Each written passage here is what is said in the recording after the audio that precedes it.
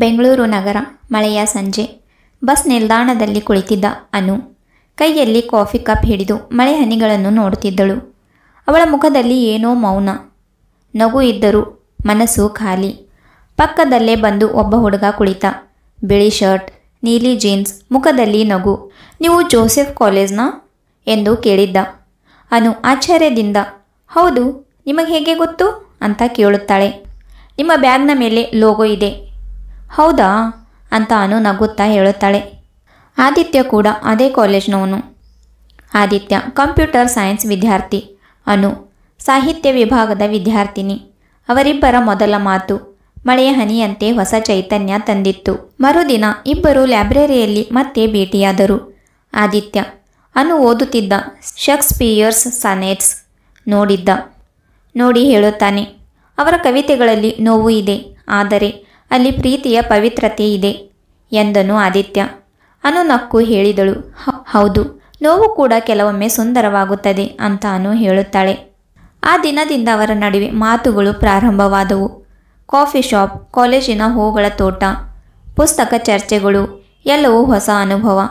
ಆದಿತ್ಯಗೆ ಅನು ಇಷ್ಟವಾಗುತ್ತಾ ಹೋದಳು, ಆದರೆ ಅವನಿಗೆ ಹೇಳಲು ಧೈರ್ಯ ಇರಲಿಲ್ಲ. ಅನುಗೂ ಹಾಗೆ. ಆದರೆ ಅವಳ ಹಳೆಯ ಗಾಯಗಳು ಮತ್ತೆ ಎಚ್ಚರಿಸುತ್ತಿದ್ದವು. ಅವಳ ಜೀವನದಲ್ಲಿ ಒಮ್ಮೆ ಅವಳು ಮೋಸ ಹೋಗಿದ್ದಳು. ಅದಕ್ಕೆ ಯಾರ ಮೇಲೂ ಇನ್ನೊಮ್ಮೆ ವಿಶ್ವಾಸ ಮಾಡಲು ಅವಳ ಧೈರ್ಯ ಆಗುತ್ತಿರಲಿಲ್ಲ. ಅನು ಹಿಂದೆ ಒಬ್ಬ ಹುಡುಗನೊಂದಿಗೆ ನಿಶ್ಚಿತಾರ್ಥ ಮಾಡಿಕೊಂಡಿದ್ದಳು.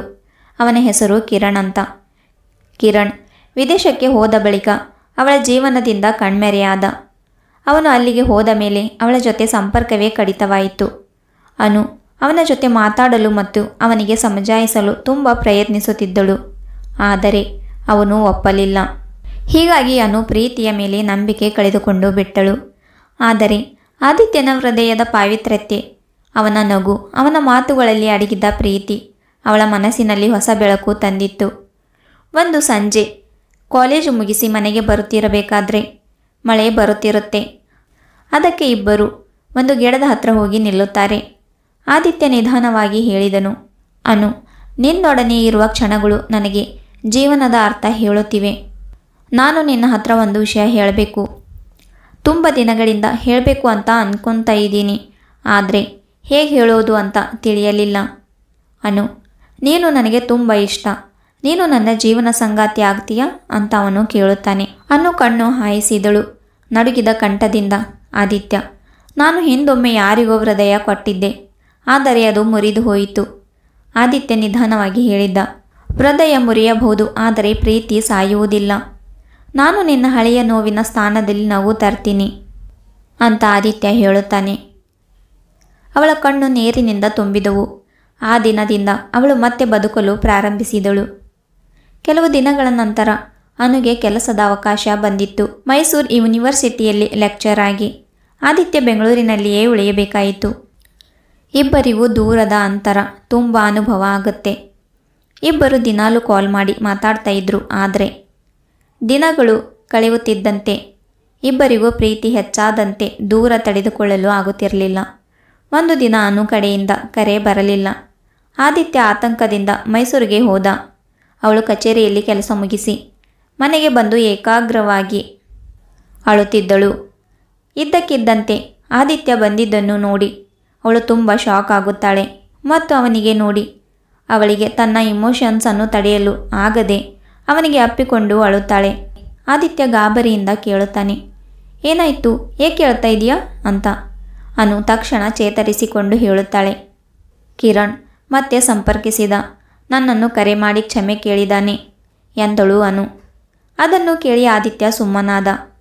ಅವನಲ್ಲಿ ತುಂಬ ನೋವು ಇದ್ದರೂ ಹೇಳಿದ್ದ, ನಿನ್ನ ಮನಸ್ಸು ಯಾರ ಕಡೆ ಇದೆ ಎಂದು ನೀನೇ ನಿರ್ಧರಿಸು ಅನು. ನಾನು ನಿನ್ನ ಹೃದಯದ ನಿರ್ಧಾರವನ್ನು ಗೌರವಿಸುತ್ತೇನೆ ಅಂತ ಹೇಳುತ್ತಾನೆ.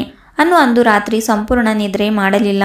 ಅವಳ ಮನಸ್ಸು ಹಳೆಯ ನೆನಪುಗಳಲ್ಲೂ ಆದಿತ್ಯನ ನಗುಗಳಲ್ಲೂ ತೋಗಿತ್ತು. ಆದರೆ ಇನ್ನೊಂದು ಕಡೆ ಹಳೆಯ ಪ್ರೀತಿ, ನನ್ನ ಜೀವನದ ಮೊದಲ ಪ್ರೀತಿ, ಅದು ನಾ ಬಯಸಿದಾಗ ನನ್ನನ್ನು ಬಿಟ್ಟು ಹೋಗಿತ್ತು. ಆದರೆ ಈಗ ಕ್ಷಮೆ ಕೇಳಿ ಹತ್ರ ಬರ್ತಾ ಇದೆ. ಅದಕ್ಕೆ ನಾನು ಕ್ಷಮಿಸಲೋ ಅಥವಾ ಇಲ್ವೋ? ಅವನಿಗೆ ಕ್ಷಮಿಸಿದರೆ ಆದಿತ್ಯಗೆ ಮೋಸ ಮಾಡಿದಂತಾಗುತ್ತೆ. ಈಗ ನನ್ನ ಹೃದಯ ಬರೀ ಆದಿತ್ಯನ ಸಲುವಾಗಿಯೇ ಬಡಿಯುತ್ತಿದೆ. ನಾನು ನನ್ನ ಹೃದಯದ ಮಾತು ಕೇಳಬೇಕು ಅಂತ ಅಂದುಕೊಂಡು ಮಲಗುತ್ತಾಳೆ. ಬೆಳಿಗ್ಗೆ ಕಿಟಕಿಯಿಂದ ಹೊರಗೆ ನೋಡಿದಳು. ಮಳೆ ಬೀಳುತ್ತಿತ್ತು. ಅವಳ ಹೃದಯ ಹೇಳಿತ್ತು, ಈ ಮಳೆ ಆದಿತ್ಯನ ನಾದದಂತೆ ಅಂತ. ಅವಳು ತಕ್ಷಣ ಫೋನ್ ತೆಗೆದುಕೊಂಡು ಆದಿತ್ಯಗೆ ಕರೆ ಮಾಡಿದಳು. ಆದಿತ್ಯ, ನಾನು ನಿನ್ನ ನಾದದಿಂದ ತಪ್ಪಿಸಿಕೊಂಡೆ ಎಂದುಕೊಂಡೆ, ಆದರೆ ನಿನ್ನ ಪ್ರೀತಿ ನನ್ನ ಮನದ ನಾದವಾಗಿದೆ.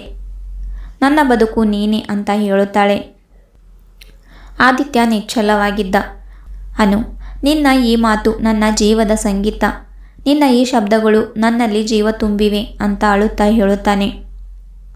2 ವರ್ಷಗಳ ನಂತರ ಅನು ಹಾಗೆ ಸಾಹಿತ್ಯ ಪ್ರಾಧ್ಯಾಪಕಿಯಾಗಿ ಕೆಲಸ ಮಾಡುತ್ತಿದ್ದಳು. ಆದಿತ್ಯ ತನ್ನ ಸಾಫ್ಟ್ವೇರ್ ಕಂಪನಿಯಿಂದ ಮೈಸೂರಿಗೆ ವರ್ಗಾಯಿಸಲ್ಪಟ್ಟ. ಅವರು ಹಳೆಯ ಕಾಫಿ ಶಾಪ್ನಲ್ಲಿ ಭೇಟಿಯಾದರು. ಆದಿತ್ಯ ಕೈ ಹಿಡಿದು ಹೇಳಿದ್ದ, ಮಳೆ ನಮ್ಮ ಕಥೆಯನ್ನು ಆರಂಭಿಸಿತ್ತು, ಮತ್ತೆ ಅದೇ ಮಳೆ ನಮ್ಮನ್ನು ಒಂದಾಗಿಸಿದೆ ಅಂತ ಹೇಳುತ್ತಾನೆ.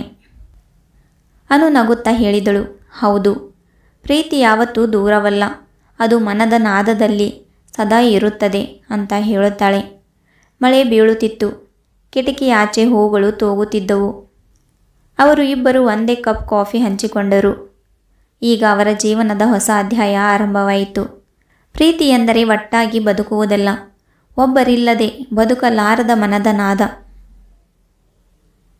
ಸ್ನೇಹಿತರೆ, ಕತೆ ಇಷ್ಟ ಆದರೆ ಲೈಕ್, ಶೇರ್ ಆ್ಯಂಡ್ ಸಬ್ಸ್ಕ್ರೈಬ್ ಮಾಡಿ. ಮತ್ತೆ ಸಿಗೋಣ ಇನ್ನೊಂದು ಕಥೆಯೊಂದಿಗೆ.